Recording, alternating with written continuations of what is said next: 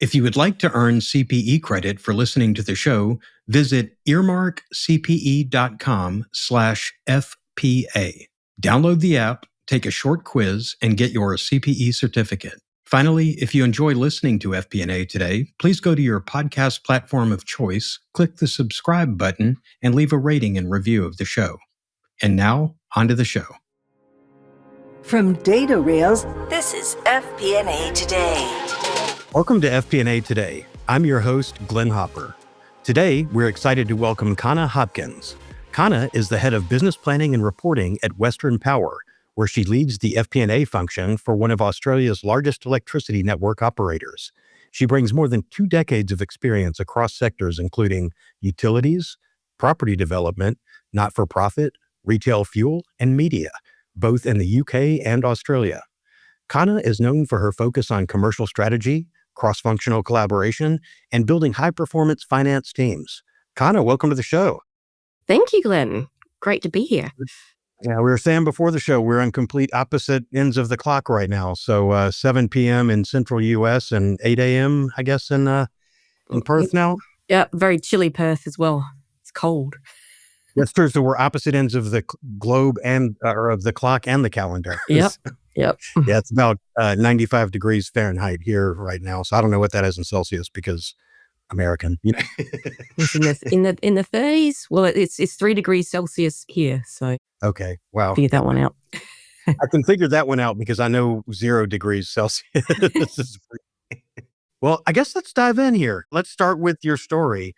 Walk us through your career journey, how you found your way to FP&A, and eventually to your current role at Western Power. Yeah, we'll strap yourself in. I guess it goes back a way, but I didn't intend to do this. I wasn't meant to be an accountant. Well, that wasn't my plan.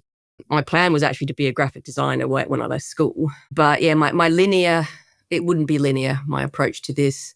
And I guess the job that I say is to blame goes right back to the late 90s. I was working in London at London Weekend Television, which is a television, or they produce television programs. And I found myself as a temp, but in a role as a personal assistant to the head of rights and royalties. So that's where they looked after all the contracts for the artists, the writers, the musicians. And somehow I ended up getting involved with the contracts and then understanding the payments to the artists. And when they on-sold the programs, so they'd often sell to secondary television back then, which was growing, they needed to know how much they needed to pay the artists and whether they're going to get any money out of selling it. So that is actually the genesis of how I found myself into accounting and FP&A, believe it or not. Gatewayed yourself into Excel trying to figure that out. And from there, it was off to the races. Well, it wasn't Excel. It was Lotus 123. Oh, that's right. Believe it or not. So yeah, I found myself at a small independent television production company in Covent Garden in London. And the first thing I was asked was to audit one of the companies that was buying some of their programs.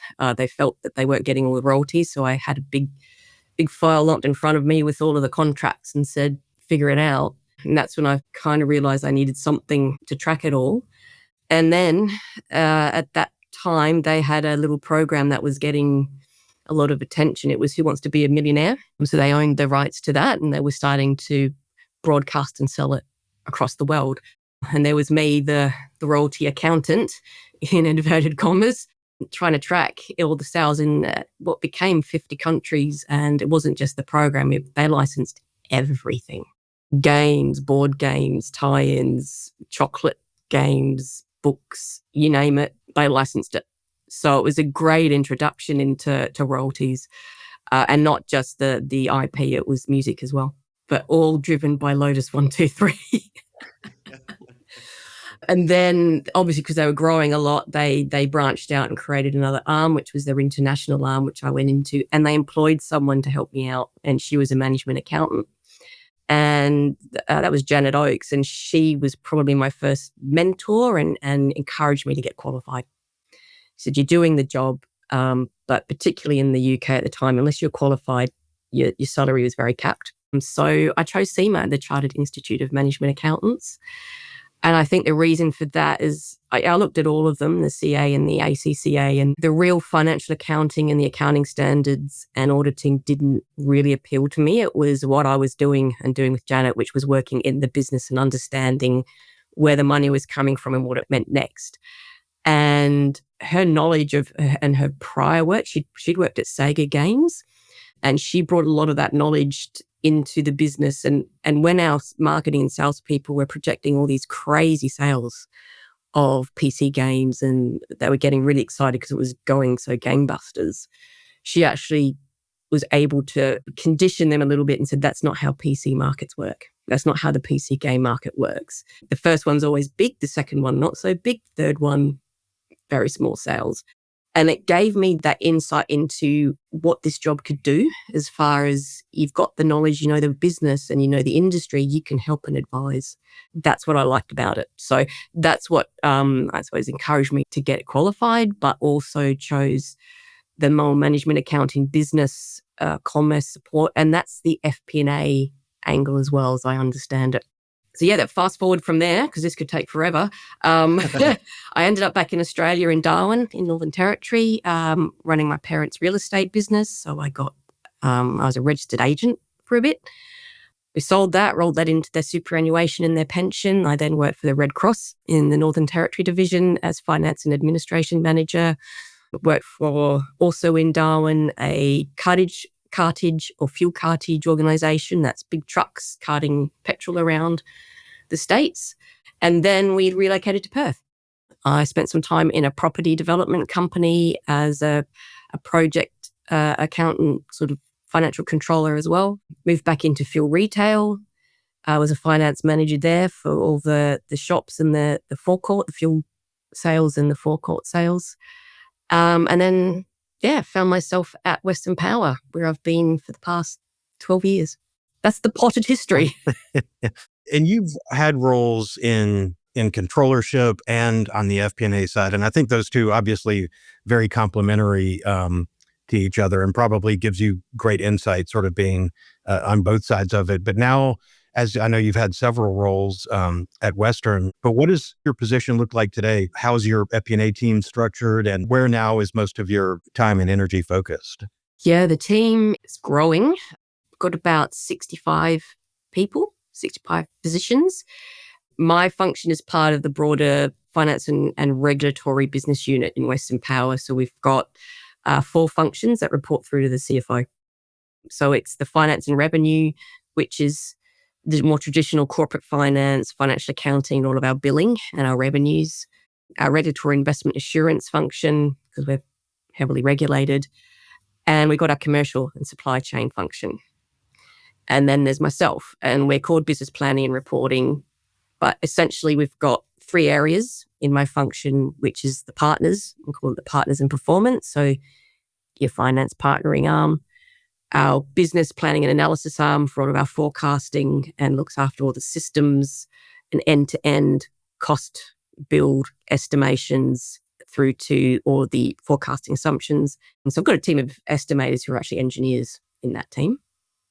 And then we have another area that's dedicated to our data and information and visualization. So we've got reporting people who are non-accountants, but they can talk with our tech guys and know how to get data out of the warehouse, which is really important for us, obviously.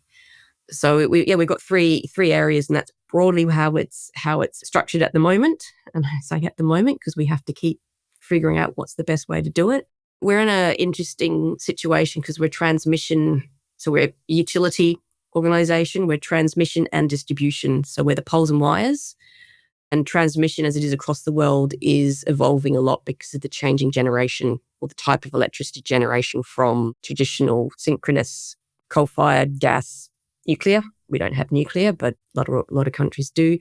And so we're going to wind and solar, and that changes things drastically. So the focus for us a lot is understanding what that means, scenarios, forecasting, and the growth of what we're required to do. The build of the network and the transmission network is nothing like we've had since the 60s, the 1960s. So it's a huge focus for us at the moment. Yeah. And it's so, I mean, having the transmission as well. It's such a capital intensive place to be in a highly regulated environment. And I think for a lot of our listeners, just trying to picture what FP&A looks like in a space like that. And I know you've been at Western Power a while, but did a lot before that. From your point of view, how does FP&A work in the utilities sector different from, the other industries you've been a part of?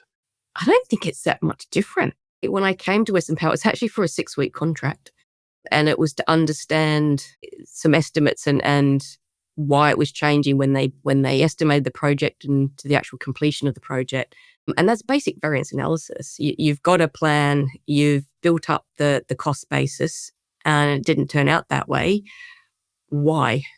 Whether it's looking at fuel stocks or whether it's looking at, constructing a distribution line or whether it's a funding application that you're acquitting to a government, it's the same principle. It's understanding the information, figuring out what's changed and explaining it. So obviously it does help to understand the nuances of the data coming in and where it's coming and I suppose the nature of the business can help you get there quicker, but the basics are the same. I don't see it too much different. And I maybe that's because I have been through different organizations and I've been able to adapt what I know to those situations. But I think that's the beauty of the profession. It's like once you got the basics, it's the same stuff. You just adapt it to the situation you're in. Yeah, it's the Rosetta Stone of business. So from your nonprofit, media, property, utilities, it's, sure, different KPIs by industries, but the role and what you're trying to do for the company doesn't change. Yeah, and I think, your cost drivers are going to be different, or you might be more revenue driven than cost driven, depending on your industry and your ownership structure. But that the basics for me are the same, and just have your core foundational things to fall back on when you have to question it. It's like, what would I have done there? And how does that relate back? And then you work it through. Stock systems the same anywhere as well. And ERPs are the same. They're based on the same principles. I like your title now because it's more indicative of what we do, Head of Business Planning and Reporting, because I think the same kind of thinking that gets finance and accounting labeled a cost center, that is, that's maybe the old-fashioned way to look at it of, we're just reporting historical, but business planning and reporting, that in the title suggests strategy and what the real role is. We're not just running reports so you can, know if you got your quarterly bonus or whatever. It's strategic, the nature of our planning. Could you maybe walk us through, I know you went through the divisions, but like the tasks, the kinds of work you're doing, the projects and skills that you're on in this role? Because I think in really thinking about the value adds that you bring to the company, that's not just, okay, we've compiled this quarterly report and so on. Yeah, no, sure. Well, the first one I think I mentioned earlier was the scenarios. So a couple of years ago, we were asked, can we look at scenarios of what this might mean when we have a whole lot of new customers coming on, new load, because they want to decarbonize and they want to connect to a grid that's got renewables on it. What would that look like? How much of the network would we need to build out? What's the kind of quantum of cost or a load will that lead to, and what kind of generation would we need to be connecting to satisfy it? So we did some scenarios, and that was very strategic in nature, and they weren't particularly complex or sophisticated. They were just designed to see, this is the potential customer pipeline, this is what it could look like. Ended up in a 3-pager to the board, but so strategic and so useful in driving good conversations at the executive and the board to really start testing, what does it mean? It wasn't about providing a perfect answer or a perfect outcome. It was just actually to prompt the discussions and do we have the capacity and the capability to do it, or what do we need to change or think about from a regulatory point of view, from a stakeholder point of view? All those things came up, and it's a preparational thing. The other thing, obviously we do the usual budgets, the rolling forecasts. We've also got a consolidated 10-year plan process that we facilitate across the business. I suppose it's more tactical in nature. That's what it's trying to look at, or not trying to. It does give an indication of what is our ability to deliver all the things that we need to do, that we want to do, that we think we need to do, that we've actually got the resources to do. And that over a 10-year outlook provides that ability to change direction if we need to.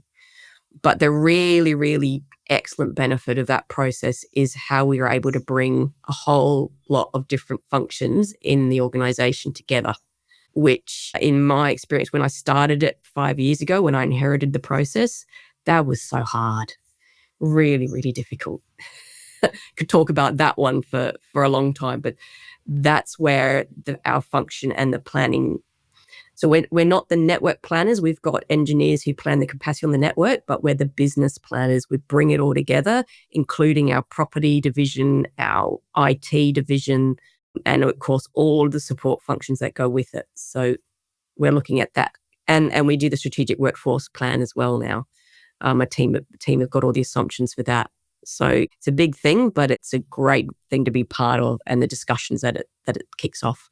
Yeah, I was talking to another guest recently about, finance is the only group in the business where you can get into sales and marketing operations. You have visibility into the full business. And before, you and I have both been doing this a while. Before we started talking about business partnering, a lot of people would get their feelings hurt when you would come in into their group and try to report on what they were doing and feel like you were stepping on their turf and going to, shine a bad light or expose something that they didn't want to get exposed. But I do think that business partnering is part of this shift in FP&A that we've seen in recent years. And you mentioning directly all the teams working together, I think that's indicative of the view of our role and how we've been in FP&A empowered to do more and to bring those teams together. I think 15, 20 years ago, it would have been very hard to bring the different groups together to work on a project like that.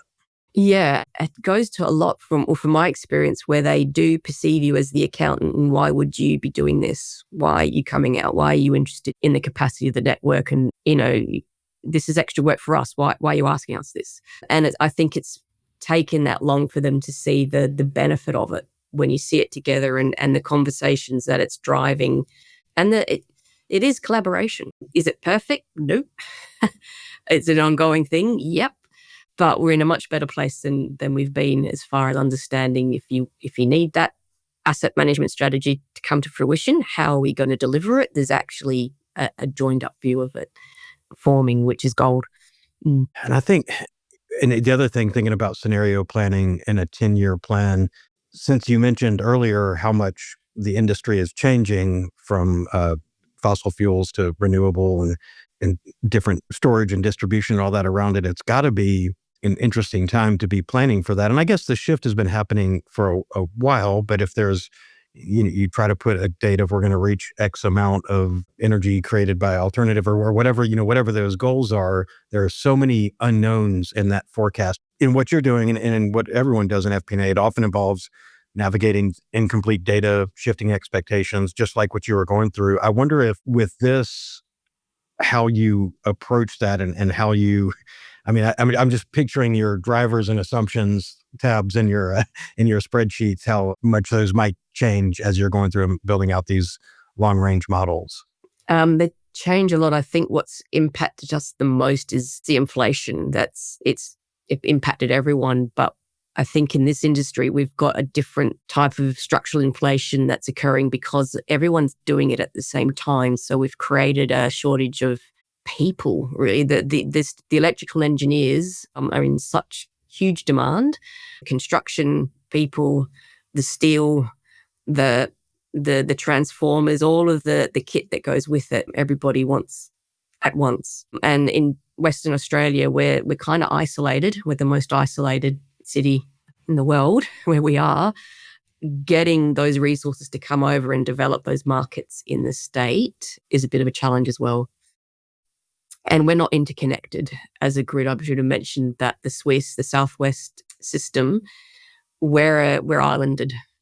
So unlike other, and the rest of Australia, they're interconnected with other states and other generation sources and other customers to offload to. We're not.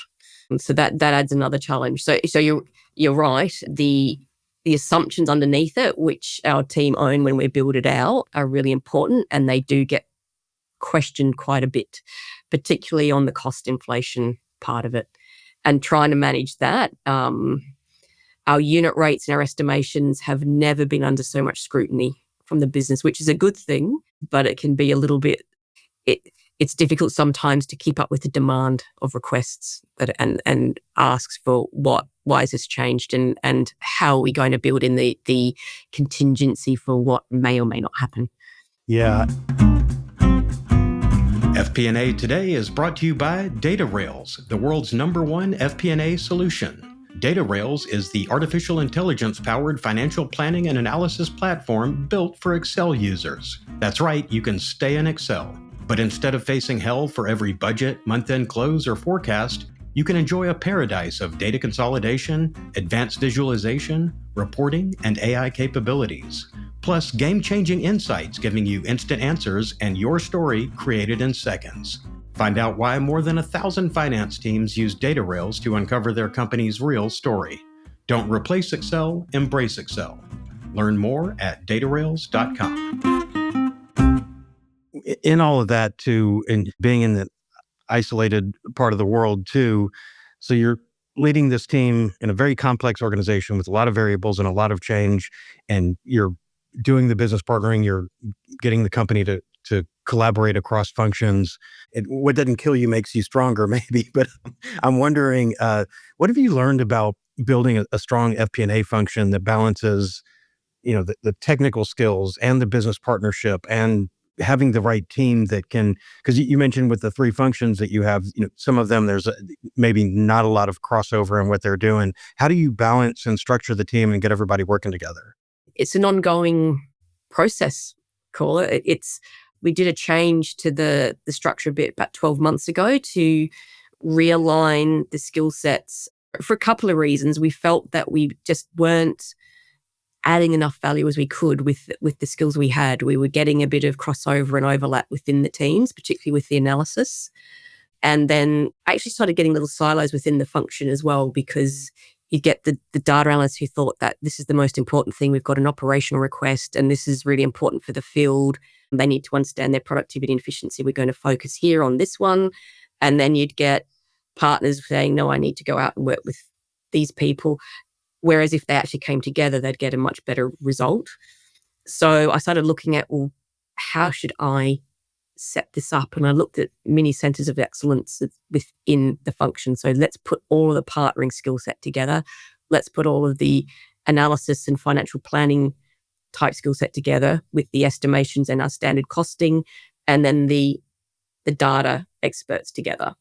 Because I thought that was going to help also with their understanding of their career development and their pathway. And by also bringing in those skills together, well, you get, the sum of the great is greater than the individual parts. And so it's worked to an extent, but we're still figuring it out. I know that a lot of people have talked about the purple people who are able to do the storytelling, the influencing, they've got the partnering, but they can get into the data and they can pull that out and then they can build all of that. You really can't. I think that's what we found. We were developing or wanting to develop the business partners who could do all of that. But what we found, and they were getting frustrated, is that we're still getting dragged back into transactional things and figuring out data and cleaning the data, assembling it all the time, building reports and putting it into PowerPoint or doing this or redesigning for a particular head of function who wanted it this way or that way. So they weren't really partnering and they weren't developing their story. What is the story here? Because they kept getting dragged back into the transactional thing. So that's what I'm working on at the moment, is how do I decouple that? How do I create the roles that are very focused on the month-end transactional, let's get the data right, versus the ones who can really go out and partner with the business. And we want to be that, what's next? How are we going to guide you? What does it mean? And do the ad hoc analysis around, we've seen some interesting trends. We want to run that to ground and figure it out. So I'm not really answering your question because I haven't come across the great structure yet. It keeps evolving. And even yesterday, I was talking to one of my area managers about, maybe we need to think about another tweak to how we're structured and how we've got our people sitting in their different teams just to get a greater output and greater value and less frustration for them in the business as well.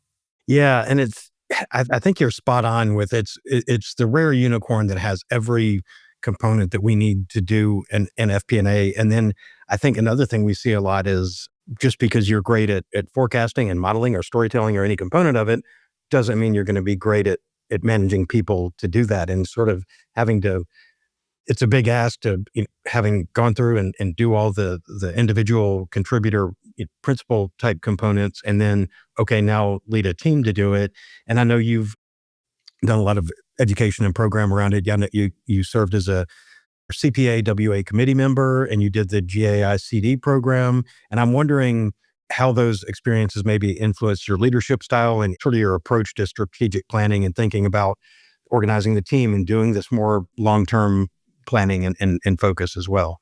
The professional bodies, definitely in CPA and CIMA as well, they've got some great competency frameworks. And I've used that in the past to help look at what's the best way to structure the jobs, the job descriptions, give some role clarity, particularly with the future of finance publications that quite a few of them have done, because they can see it coming. And they've seen it coming for quite some time, that the demands for our skill set is just growing, because we tend to have the people that understand both data, how to extract it out, because most accountants have always been there. And certainly my career is based on, you need to know how to get hold of the information, get it quickly, and make sense of it. Whether that's SQL, dragging it straight out of systems, and I've been very dangerous with systems when I've dragged data out and stopped servers working and had IT call me and say, Connagh, what are you doing?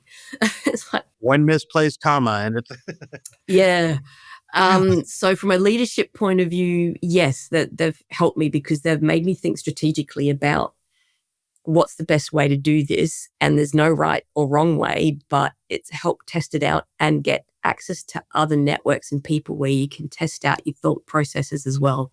So from that point of view, hugely helpful. But the CPA committee is a great one if you want to understand how committees work and get into a structured committee that has a president and it's all very well run. And that helps you if you get in a role that has exposure to a board or a committee. We have treasury committees and lots of other committees at work, and you can see how good ones run and how not so good ones run. When you're on those committees, it's about really learning how to ask the right question and listening. It's not knowing and not dominating. And that for me is a really important thing that I've learned with my leadership too, is let go of needing to be the one who knows everything and be the one who asks the really good, insightful questions. which is what you expect from your finance folks, right? That's what we're there for. Yeah. But I will admit it was hard because I was an individual contributor for quite some time. And I don't know if it comes with the role where the expectation is for you to have the answer, or you feel you need an answer to be the one with the answer and you feel you've failed if you don't. So then to switch that into being the one to prompt for the answer and not have it was quite difficult for me. It was that's been part of my leadership development over the past 10, 15 years. Definitely. That's great. You mentioned, and I kind of hung up on this as having been through some of those data nightmares, but when you mentioned pulling data from disparate systems and all that, I'm wondering what tools or technologies are you using to support FP&A today? And is there something you're using that's kind of help improve your planning or reporting or business insights or getting more real-time information? What's your tech stack look like? Well, we've got a lot of legacy enterprise systems at Western Power. So our tech stack is a bit varied, but it comes down to our ERP, which is Ellipse, which is a typical asset management system. We have, for our planners, we've got Primavera 6, our investment tools, ProSite, and we've got everything going into a data warehouse, most importantly. So that is our major, I'll call it a tool as well. And then we extract using Excel. But our main visualization tool is ClickSense. So that's how we map it all together. We do have planning analytics for our planning tool. Everything's on-prem. So unfortunately, we don't have access to the smarts that are in the cloud and the predictives yet. But that is essentially our tech stack, and it's all ties together in the warehouse. I can't stress that is the most important thing for me, is that central source where it all flows through to. And I would imagine with that, if I can't, I can't imagine the amount of data. I worked in a small telecom company for a number of years, and I was blown away by the amount of data that we had. But to be a full utility covering that, and I would imagine that data warehouse is quite large. I'm wondering, do you have in the data warehouse, do you feel like there's a good sort of data dictionary and lexicon? And are you using is it set up like a self-serve data mart kind of thing? Do people know to pull consistently for the same source of truth and all the data problems that we run into all the time? Yes. I will attempt to explain because I know I mix up my technical terms a bit here, but we've got the warehouse, and we also have access to Azure. So we don't directly, that's for the big kids in our tech area and for all of our asset management and data. What we've done is built very strong relationships with our data architects who sit in our tech functions. And we've got people in our function who understand it and the databases. We've built our own little mini warehouse within the warehouse for our financial data so that we can access it when we need to. And we've got the ETL, the extract transform loads and all of the rules around that. And our tech people trust us because we've built the right kind of business rules and they're all documented so they know what it is and what it means and other people can understand it.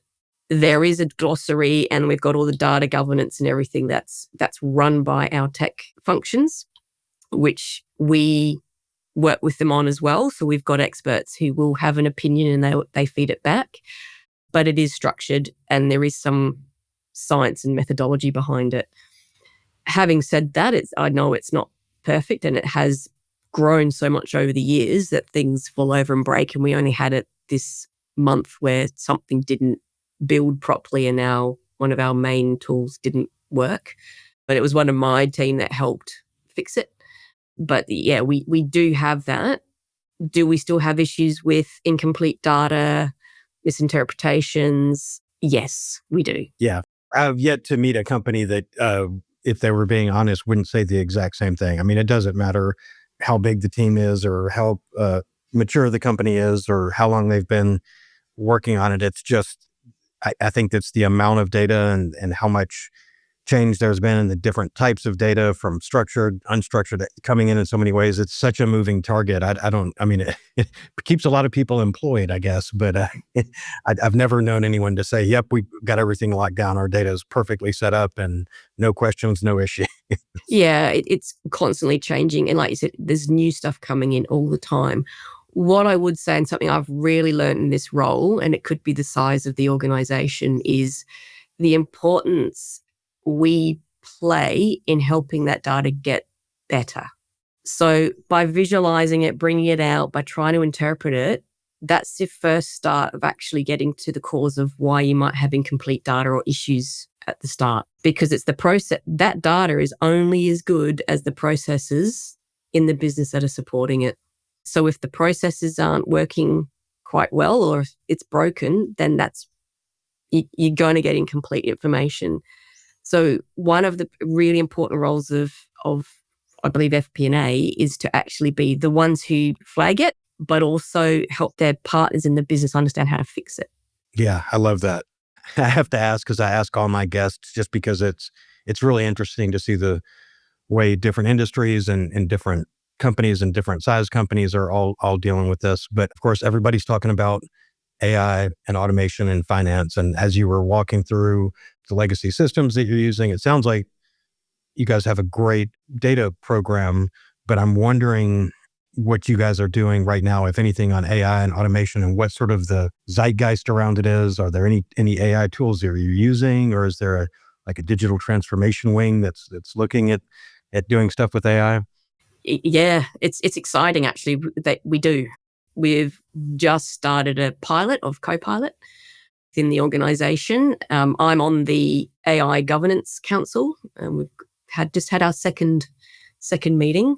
So it's all starting to ramp up. And I think, you could say we're a bit slower than others, but it's critical infrastructure and we have to ensure that everything's absolutely locked down and safe. And I totally understand our cyber guys of why they've been very careful with this. So I'm talking the Copilot type AI. To be fair, we've had machine learning for quite some time. The smart kids, as I call them, in our data centers and the data analytics. We've had that for a while for all of our demand forecasting, where they've tried Yeah, to because you've got predict. so much good data there, and Yep. I'm sure that those models are very good with the amount of data that you've had in Very, this. very, very good. And the asset management data as well, and the condition of the assets. They've had that for quite some time. Where I've been very jealous and started to be much more vocal is we've got a great use case as well. They forget about us because they're distracted by all the other excellent shiny stuff that we can do with that data, and our metering data as well. That's huge as well. And they forget about, we can do some predictive forecasting, and we've got a nice little contained warehouse now of our 10 years of information. It's ripe. Come on. So I'm finally getting some traction where we can there's an agreement that this is a safe place where we can put some algorithms and machine learning on it. It's just a matter of now of what sort and what type to get the predictives going. Do you have members on your team who could do that now, or you'd have to get the resources that could build machine learning algorithms now? We've got people in the team who would be absolutely chomping at the bit to have a go and learn it. Yeah. We would have to bring in some skill sets to do it. And I have actually got a new person starting who I hope will be bringing some of that to us as well, and continuing to build on the relationships with our IT function to ensure that they see us as the next cab off the rank, if you will, of bringing it in. I'm learning how to use Copilot. And so from a point of view of how that can help us in the future, I can see it doing a lot as far as compiling the basic month-end reports and in the PowerPoints and cutting and pasting things out. Where I send emails to executive, just giving them summarizing of the numbers, I can get that to update it for me now automatically, it's a little thing, but when you're manually cutting and pasting numbers, it sounds crazy, but I think a lot of us are still doing it, but it does save that time. And I think it'll save a lot of time building together reports, the board reports. I'm looking forward to learning how to prompt it better. At the moment, it's giving me really good summaries of my week in comedy roast style, but I need to get a bit, which is good at the end of the week. When you feel it's been a bit much and it just replays it back to you. It's, okay, it wasn't that bad. Okay, that's pretty funny. I like that use case. I'm going to have to try that out now too. That's great to hear that you guys are focused on that transformation and have committees looking at it and even understanding the risks, but still also knowing it's not going anywhere. You can bury your head in the sand, but that's probably long-term the bad place. So it's cool to hear that you guys are doing that. And I'm wondering just the transition and the changes that you've seen over your career and sort of reading the writing on the wall. And I ask so many people this question too, because it is interesting to get the different viewpoints and feedback on it. But if we end up automating more of the kind of the lower level data entry type tasks and even some basic model building, and I'm seeing new tools every day it's basically like ChatGPT integrated into Excel, kind of what I know Microsoft is ultimately trying to do with Copilot. They're not there yet, but what do you see how it changing and kind of where opportunities are for FP&A folks in that kind of environment? I see there's a lot for that. At the moment, with what I've seen with our version of Copilot, I'm not worried. I asked it to do some stuff and it came back with some very weird looking things. But I've been telling my teams for a while now, and particularly the partners, it's like, you really need to move away from thinking that the report is your purpose, just producing the report and sending it out. This is coming. And it was really a few years ago, I was going to be a bit cynical and say, all the stuff about AI, isn't that what RPA was 5 years ago when everyone was getting all excited about it? Same, but different. And we were told it's going to transform all your transactional finance and you're not going to have to do it. And we've got a little bit of RPA. We've done a little bit in some journals. I think it's helped a lot more in our transactional finance team, our colleagues over there. But really, it was a bit disappointing because when all the experts came in, they said, actually, you're not big enough. You haven't got enough use cases and your information's not standard enough. not worth it. So disappointing. And I'm really hoping that some of these things with AI is not going to be the same, where we get sold all this excitement and here's your bright, shiny new thing. And when it actually comes down to it, we're not going to have as much we can do with it as we thought. Whether it's because we haven't got enough standardized data, or it's not ready enough, or it's not in the right environment, I'm not sure what it will be, but I'm a little bit worried that that's what it's going to end up as. So, yeah, I hope not. Prove me wrong, Glenn. Yeah. So as someone who messes with this stuff every day, I mean, I think, and having gone through several RPA projects, which were just a nightmare, super cool when they were done. And, they still didn't catch everything. And I don't think AI will either. But the difference that I'm seeing, and UiPath is putting, and the other big RPA companies out there are putting a lot of money into doing, RPA version 2, which I think with generative AI, what you get is contextually aware RPA, where if you think about how you had to manually go through and identify every grid on a invoice or whatever, whatever you were automating, it was very, very specific. Whereas with generative AI, because right as we speak, I had this spreadsheet with a bunch of upcoming speaking and event dates coming up, and I hadn't put them in my calendar. So in the background right now for me, Operator from OpenAI, and it's been taking forever, but what do I care? I'm not doing it. It's going through the spreadsheet and adding them to my Google Calendar. And to me, that's like personal RPA, but I didn't have to go through and do all the training. I just logged in to my Gmail through the Operator, and it's going through. I can check now and see if it's done, but there are probably 20 different events on that. I should check it now. But to me, when I do that, that's a toy use case. But I think about reconciliations or any sort of process. When the technology gets good enough, if it does, and it gets into the hands of individuals, if everybody had their own RPA that worked and that didn't take as long to set up wasn't as fussy maybe as RPA was, that's sort of the promise that I'm leaning in on. But you're right. I mean, we were promised a lot with RPA, and it didn't quite get there because it was so difficult to set up, I think. Yeah. I think it's the setup. I do feel, fast forward 5 years from now, I'd see my function as being very different. Again, in the 3 areas, I think there'll be a different balance of skill sets insofar as I think there'll be some gun finance partners who go out to the business, but there'll be a group of people who actually spend more time understanding how to prompt the large language models, or the little language models, as you want to call them.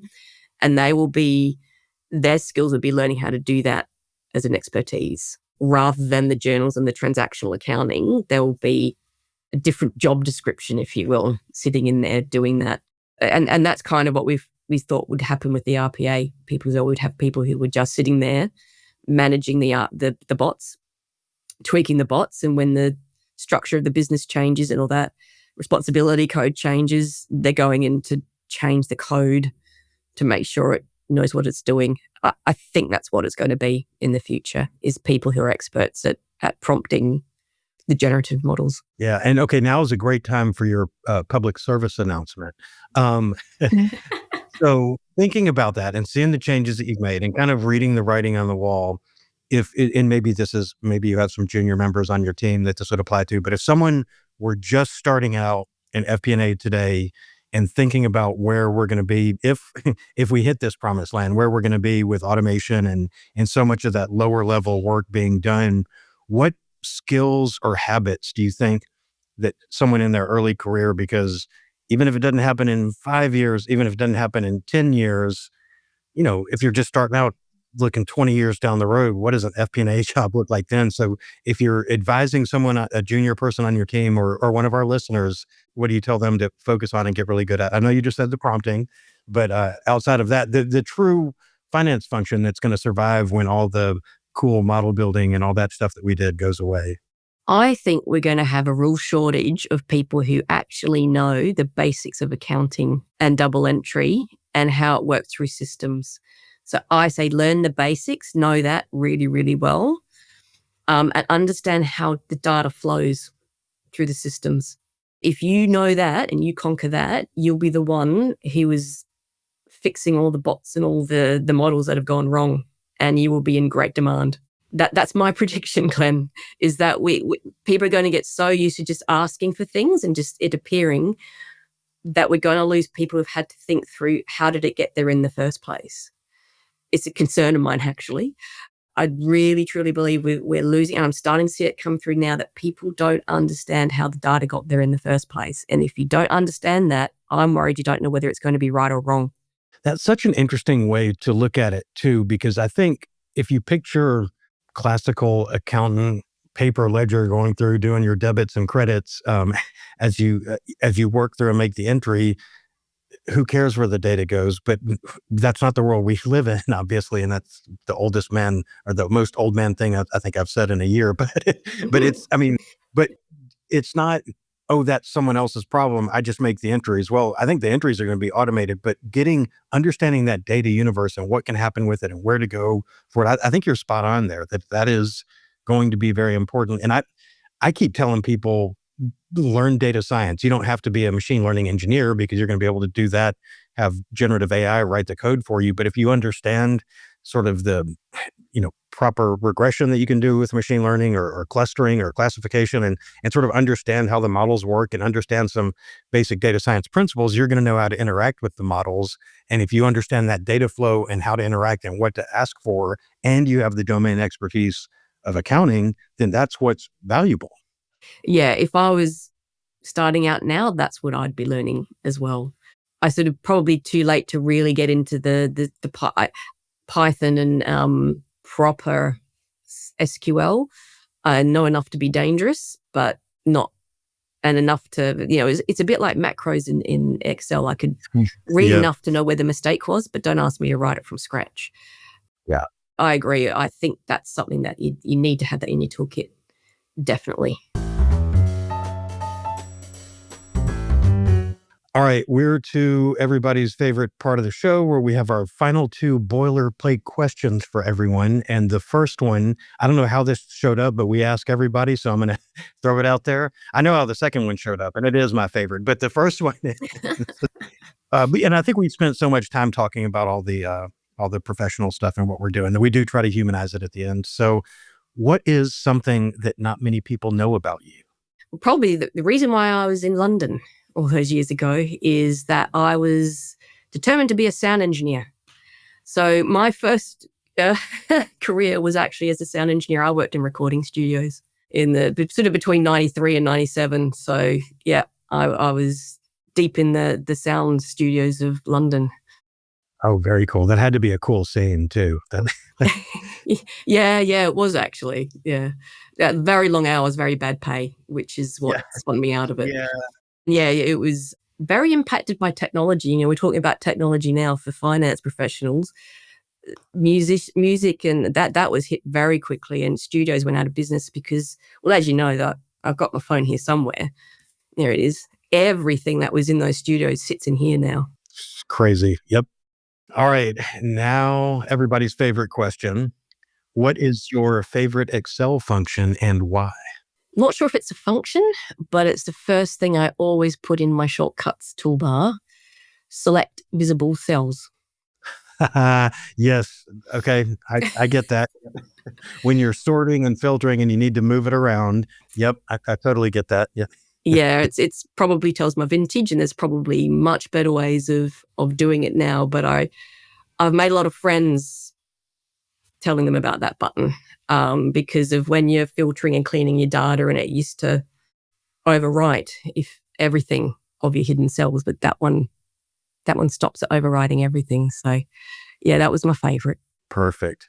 So, well, Connagh, this has been a lot of fun. I really appreciate you taking time. I know you're not in the office today because you stayed home a little bit later to do the podcast, and I appreciate you coordinating the time on the opposite end of the world from us. And but really, really enjoyed your insights, and thank you so much for coming on the show. No worries, Glenn. That was a lot of fun for me too. Yep, but I better hot tail it into work now.